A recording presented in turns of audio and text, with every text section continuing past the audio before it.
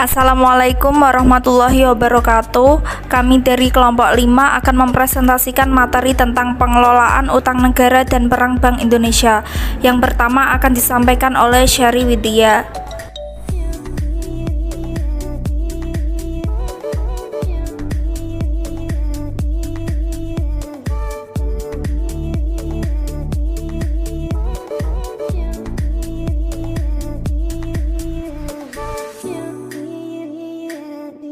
Pengelolaan utang negara. Pengelolaan adalah proses, cara, perbuatan mengelola. Sedangkan utang negara berdasarkan Undang-Undang Nomor 1 Tahun 2004 tentang perbendaharaan. Utang negara adalah jumlah uang yang wajib dibayar pemerintah pusat atau kewajiban pemerintah pusat yang dapat dinilai dengan uang berdasarkan peraturan perundang-undangan yang berlaku, perjanjian, atau berdasarkan sebab lainnya yang sah. Tujuan pengelolaan utang negara. Secara umum, tujuan pengelolaan utang negara adalah untuk menutup defisit anggaran, menurut kekurangan kas jangka pendek, membiayai investasi sektor publik, mengelola portofolio utang pemerintah, dan membiayai pengeluaran pembiayaan. Menurut Menteri Keuangan Nomor 37-KMK-08-2013 tentang Strategi Pengelolaan Utang Negara tahun 2013 sampai 2016. Tujuan pengelolaan utang negara per periode waktu antara lain: A. Tujuan jangka panjang. 1. Mengamankan kebutuhan pembiayaan APBN melalui utang dengan biaya minimal pada tingkat risiko terkendali, sehingga kesinambungan fiskal terpelihara. 2. Mendukung upaya untuk menciptakan pasar surat berharga negara atau SBN yang dalam, aktif, dan likuid. B. Tujuan jangka pendek. Memastikan tersedianya dana untuk menutup defisit dan pembayaran kewajiban pokok utang secara tepat waktu dan efisien. Mempertahankan stabilitas ekonomi makro, mendorong pertumbuhan ekonomi yang memadai, melakukan restrukturisasi dan reprofiling utang untuk mengurangi resiko pembiayaan kembali, melanjutkan konsolidasi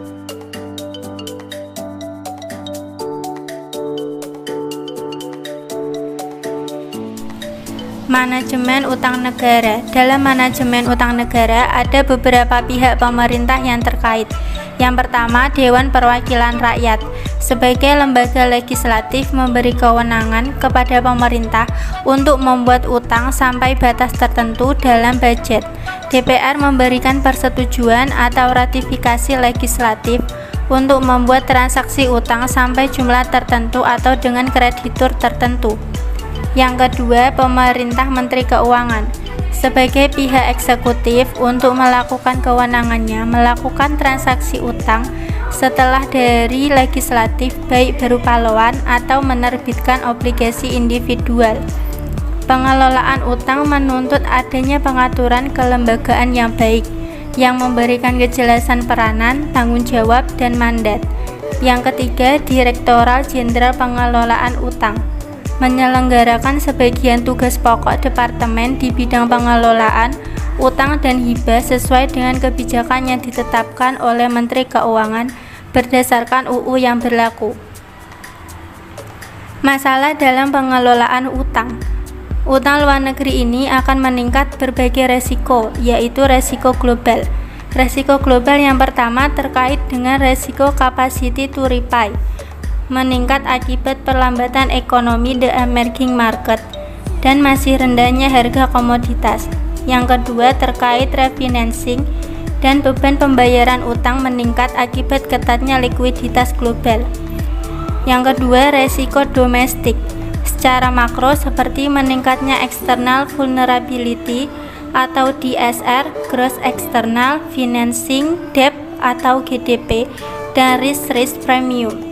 Secara mikro seperti currency mismatch, over leverage, and FX likuiditas risk.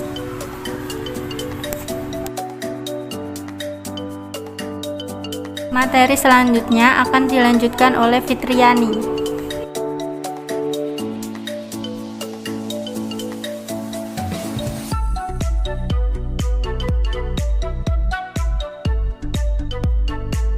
Selanjutnya yaitu proses pengelolaan utang negara.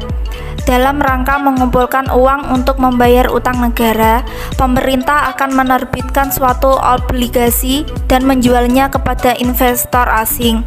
Hal ini digunakan sebagai pemberi pinjaman. Obligasi sendiri adalah instrumen utang yang harus dibayar kembali pada waktu tertentu, bisa selama 10 tahun atau bahkan 1 tahun, dengan pokok utang ditambah dengan bunga. Untuk membayar utang, pemerintah harus mengembalikannya dalam mata uang asing saat ia menjual obligasi. Banyaknya negara yang mengalami krisis utang disebabkan karena ketidakmampuannya untuk membayar utang publiknya.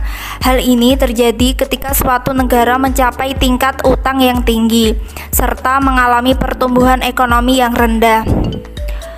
Surat utang negara adalah surat berharga yang diterbitkan oleh pemerintah untuk membiayai kebutuhan anggaran pemerintah, seperti halnya menutup anggaran pendapatan dan belanja negara.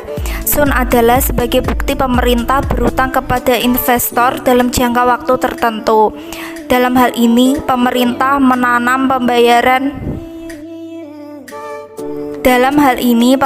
menjamin pembayaran bunga dan pokok dari SUN sesuai masa berlakunya.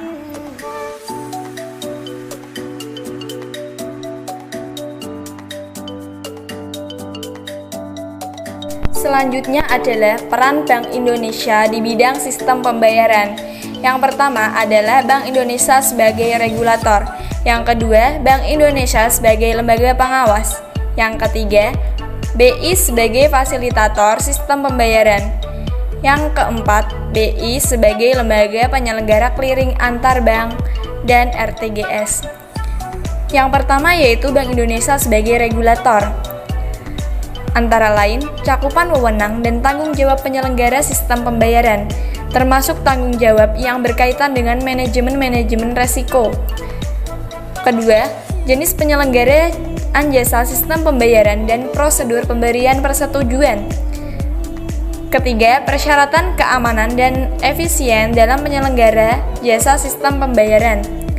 Penyelenggaraan jasa sistem pembayaran wajib menyampaikan laporan, jenis laporan kegiatan, dan tata cara penyampaian.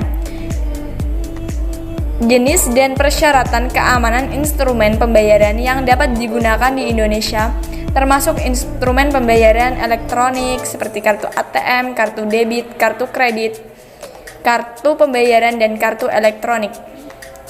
Untuk mewujudkan suatu sistem pembayaran yang efisien, cepat, dan aman, secara terus-menerus melakukan penyempurnaan dan pengembangan terhadap sistem yang telah ada, sesuai dengan perencanaan sistem pembayaran nasional. Dan yang kedua adalah Bank Indonesia sebagai lembaga pengawas. Dalam kaitannya dengan pengawasan sistem pembayaran, BI memiliki tanggung jawab agar masyarakat luas dapat memperoleh layanan jasa sistem pembayaran yang efisien, tepat, dan aman. Dalam menjalankan peran sebagai pengawas, BI memastikan bahwa penyelenggaraan BI RTGS memenuhi prinsip pada 10 core principles for systematically important payment system dari Bank for International Settlement seperti yang diatur peraturan sistem BI RTGS untuk mendukung stabilitas sistem keuangan dengan memerhatikan prinsip perlindungan konsumen. Selanjutnya yaitu BI sebagai fasilitator sistem pembayaran. Di sini, BI sebagai fasilitator berperan dalam mengarahkan perkembangan sistem pembayaran nasional dan mendukung upaya penciptaan industri sistem pembayaran yang lebih efisien. Peran BI sebagai fasilitator banyak tercermin dalam perkembangan sistem pembayaran retail dan mikro, seperti mendorong interoperabilitas antar penyelenggara, standarisasi kartu untuk pembayaran ATM, kartu debit, dan e-money, serta perkembangan National Payment Gateway untuk pembayaran retail dan mikro. Dan yang terakhir adalah BI sebagai lembaga penyelenggara clearing antar bank dan RTGS. Alat pembayaran yang digunakan bank pada umumnya berbasis WarCard dan data elektronik dengan penyelesaian clearing lokal atau antar daerah yang sebagian besar melalui proses clearing Bank Indonesia.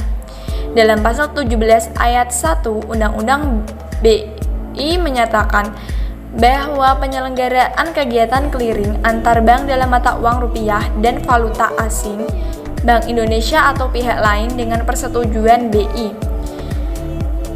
Tujuan utama dilaksanakan clearing adalah 1. Untuk memperlancar lalu lintas pembayaran giral antar Bank Indonesia.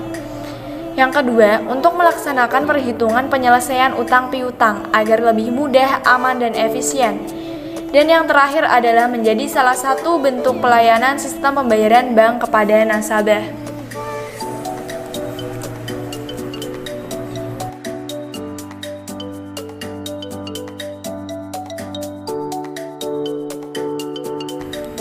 Sekian penjelasan materi dari kelompok 5.